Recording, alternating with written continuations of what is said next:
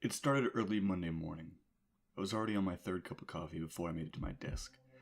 I can't stand looking at my computer screen any longer. The pain in my head is already vibrating around in my skull. I can hear my teeth rattling. I close my eyes, staring into the darkness. Here, I find some peace. But that peace is broken. The office manager has turned on the radio. Spanish dance music now fills the halls, louder and louder, until it reaches the speakers outside my office. The old speakers groans to life before the beat starts pouring out of it. While the music flows, my headache intensifies, pulsating inside the innermost spot in my head. The music resonates off my skull, and I can feel my jaw tense and quake as the rest of the staff marches down the halls. I barely noticed that I have been sitting with my eyes closed for at least 15 minutes. Everyone was busy chatting away while I sat alone, trying to ease the pain. Stronger, the pulsating waxed and waned, sending shocks around my skull, shivering down my spine. I split open my eyes, letting out a deep exhale. The room was bright. The cheap fluorescent light bulbs were making me nauseous. I looked at the clock, expecting for the day to be halfway over by now, when I saw it was only a few minutes that had passed, and a wave of pain raced along my head. A faint buzzing in my hearing was growing, drowning out the pain in my head. Soon, the electric static ringing in my ears were as loud as fireworks, and my stomach wrenched up into my chest. I collapsed onto my keyboard, my head rattling against the keys and sending the spacebar and a few others flying airborne. All the thuds and another wave of pain, I felt some relief that I wouldn't be here much longer. While my brain was being fried by the pain, my eyes fixated on the scissors kept neatly in my pen holder. My eyes widened, admiring the finely tipped steel, while my skulls felt like white-hot electricity.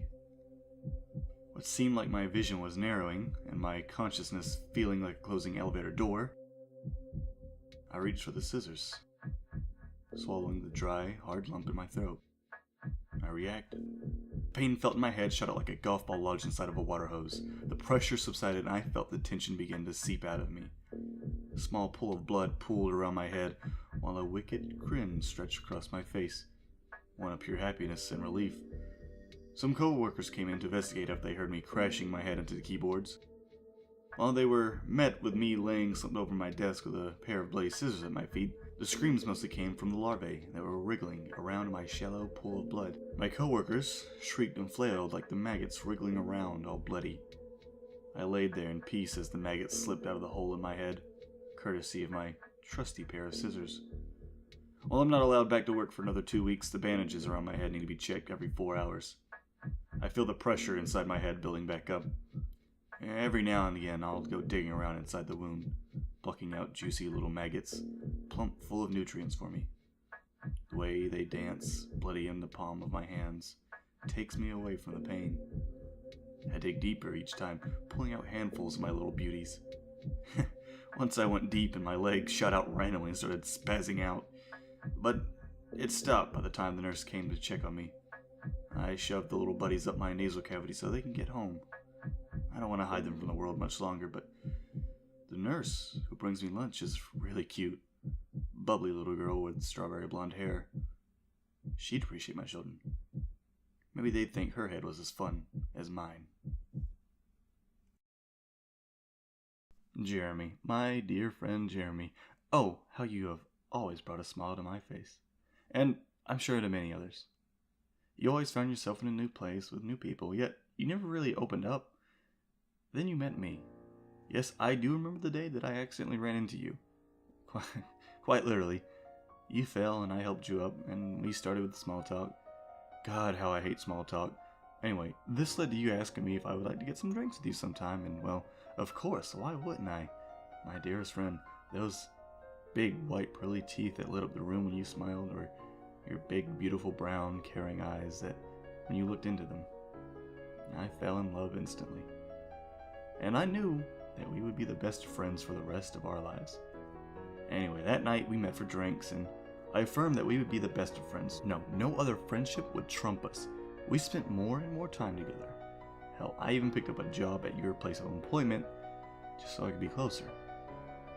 I began to notice, though, that you were spending more and more time with different people and less time with me. How could this be? I thought I was your friend, not whatever coworker you were giving the time of day up to. Though it took some time, I still ended up railing you back in. Though it wasn't my favorite, we would go hiking, the occasional coffee at a local place, or dinner, or cruising, or anything and everything under the sun. Don't you recall we would go clubbing? You may have tried to talk up some hussy, but I knew all you needed in life was me. You appeared to grow tired every day and every night that I saw you, though. The dark bags under your eyes grew and your love for me shrank. Do you not love me anymore? Why have you become so distant? Oh, that doesn't matter anymore now, does it? Anyway, I saw you speaking to a girl, and you asked her out. How sweet. Your relationship with her expanded and ours shrank. You became distant once more. But while I tried to bring you back, you ignored me. How dare you, after everything I've done for you? I watched you two for ages, looking in the small port window into your life that you still allowed me to have. You and her seemed so, how do I say it? Happy. That can't be. You can only be happy with me. Your apartment is very nice. I bet you get compliments like that all the time. You deserve them. I've hid in your apartment countless times. I've watched you sleep so many times. You're adorable when you snore. I have several hiding spots. Your closet, and a small vent that's right over your bed, and, most concerningly, your ceiling. How could your landlord be so careless? Then again, when I asked for your apartment number, and they refused me. The self-righteous bastards told me they couldn't release that information. This, however, wasn't a problem. You see, I watched you enter your apartment several times and knew exactly which one you lived in. And you kept seeing this girl, as if you were ignoring the inevitable. This inevitable being our fate, our love, together. The feeling of jealousy grew inside me like a cancerous cell, growing exponentially and forming a tumor of hate. This continued growth finally burst like a cyst. I began to question if we were ever friends in the first place. I still have you, and I forever will. After months and months of you spending time with this girl, I started a plan. My plan, you see, was for me to cook you dinner, or to have drinks at my place and add a, let's say, special ingredient. I finally got you to come after enough badgering, and I bet you felt bad for me, didn't you? Oh, how alone and how much of an outcast I was. You were my only friend, my dearest friend, and you cast me to the side like I was garbage. I showed you all the love I was capable of, and you purged me from your life. You disappointed me. You hurt me. I did what you wanted nonetheless. You wanted drinks. So, that's what I made. Drinks for both of us. Yours was a little more special than the normal cocktail that I made up. I made you a Manhattan with a little something extra, 3 or 4 doxapen. For the life of me, I can't really remember how many. But you somehow managed to stay awake after that. So I made you another with, of course, a few extra pills, and after about 15 minutes, you were out like a goddamn light bulb. You poor bastard. You drooled all over your lovely shirt. I made sure you were out. I brought you to my car, and yes, I did receive a few strange glances from the others in the apartment complex, but I just told them you were stone cold drunk. After we made it out to my car, I felt accomplished. Finally, we had some time alone together, after all this time. I drove you out to the pier, where I had a storage container rented out. I drove up to the blue container, right by the sea. It really is a shame that it didn't have a window. Oh well. Dragging you out of the car, I lay you gently across the ground, set a brake on the gas pedal, and sank it into the harbor. Making sure the car finally sank, I dragged you into the container and set you down gently on a pillow and blanket that I had placed just for you. I found your cell phone and called the property owner. I asked him to lock the door to my container because I'd be out of town for the weekend. After I finished the call, I dropped the phone onto the floor and smashed it. I heard the manager lock the door. Click. After a few hours of us being together, you finally woke up, a bit dazed and confused. You began to mumble to yourself. I had a flashlight with me, and I turned it on, and you saw who it was and began to scream. I told you to quiet down, but you acted irrationally. Too bad I didn't check your body completely, because in a blink of an eye, you pulled out your pocket knife and sunk it in my side. The organic sound of the blade carving into flesh. I felt the warm, crimson fluid flow down my side and slowly seep down across my leg, soaking into my clothes. I felt the sharp, stinging pain fill me. I thought to myself, this isn't how it was supposed to happen.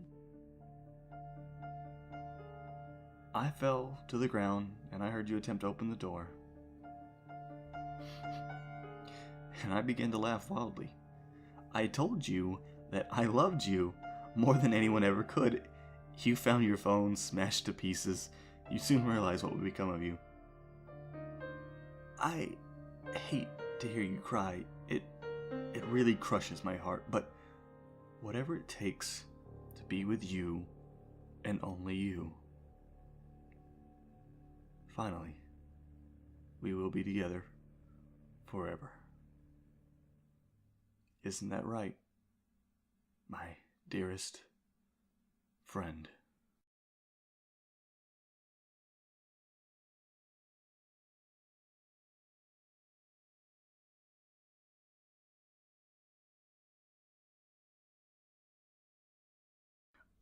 We only have 5 minutes tops before the police gets here. We need to be in and out like that, Friend said, snapping his finger at the end. We set the explosive, made by myself, not to toot my own horn or anything, against the wall of the bank. We used the blueprint that we stole to set him next to the vaults. I wasn't the one going in. At least, I wasn't supposed to. I was the one who was doing the planning and the setup. We were supposed to split the money that we got evenly between all 5 of us. I put the trigger for the bomb just under my thumb. Stand back. It's going to be a sizable boom, I shouted to the guys. 5, 4, 3, 2, 1. It was a big enough hole for them to crouch through. The boom definitely would catch people's attention, but really no alarm went off, which I assumed it was a silent alarm. They got ready to go in. They went in one by one in a line with their duffel bags already open. My job was to alert when the cops came, which wouldn't be too long now, and I was also the getaway driver.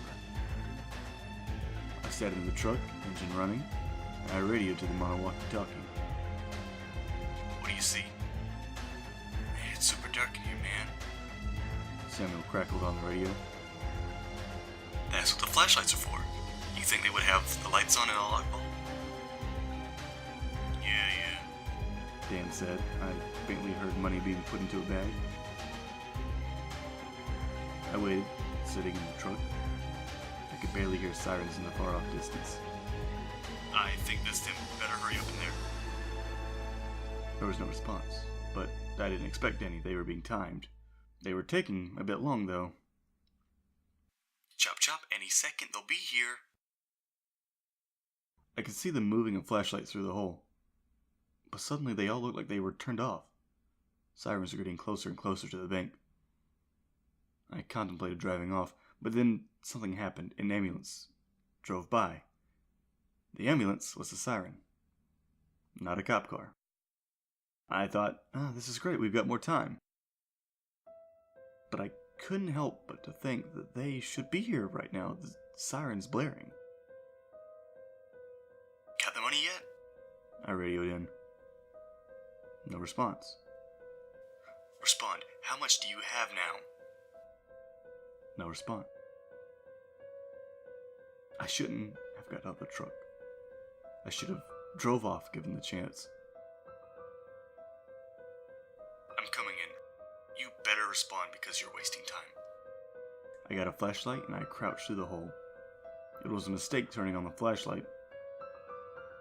At first I didn't see anything. I saw a rectangular room with blank stainless walls. I couldn't see the guys here. There wasn't a vault door either. No money to steal or no duffel bags to be filled. Then a line of crimson liquid splashed onto the floor. I fell on my ass and looked up, pointing my flashlight. There was Johnny, his blue, emotionless face with his mouth hanging open. His chest was slit from the middle of his chin down to his waist. Something was holding him to the ceiling, and whatever it was came from the shadows and slit his chest a few more times before it fell open and emptied its contents onto the floor. His intestines hung below him. I heard the screaming of the other guys above me, but I couldn't see them. I tried running to the hole, but Johnny's body was thrown to the exit, spilling more blood and organs onto the floor and onto me. I tried pushing him out of the way, but it was hard. You'd think a man with half his body decorating the floor would be easy to push out of the way, but it wasn't. I heard a low, crackly groan above me, coming closer. I just sat against the wall with my eyes closed. I had such a future ahead of me. I was just low on cash. I shouldn't have brought them into this. I shouldn't have done it in the first place. Why did I do this? That's when the light turned on. The vault door opened and the police came in, guns drawn. There were 4 duffel bags on the ground, with one already full and half open. My shirt was stained red and mixed with tears that were coming off my cheeks. I put my hands up and I didn't resist. Sometimes people don't protect what's in the safe. They protect whatever it is coming out. This was over 20 years ago, and I remember every second. They never found out what happened to them. John, Samuel, Francis, Dan. When I did my time, and I sat in that cell with only one thing to entertain my mind. What happened?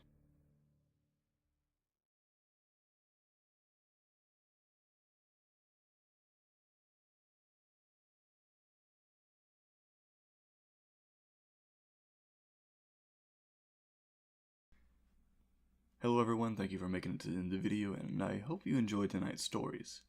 I just have a few quick announcements to make real fast. First of all, if you're not part of the Discord, you should definitely join that. I'm going to have an invitation down in the description below and in the comment section. Go ahead and pin that real fast. Also, I'm going to be gone all of June, pretty much. So there won't be another video until the first week of July, and then there'll be another pause, but especially all of June, I'm going to be just gone. But if you want to catch up with me for the few moments that I will have while I'm busy working, I will have my Twitter pretty much semi-active while I can. So if you want to, go ahead and follow me on Twitter. That will also be down below. And most of all, I just want to say thanks, and I hope you had a fun time tonight.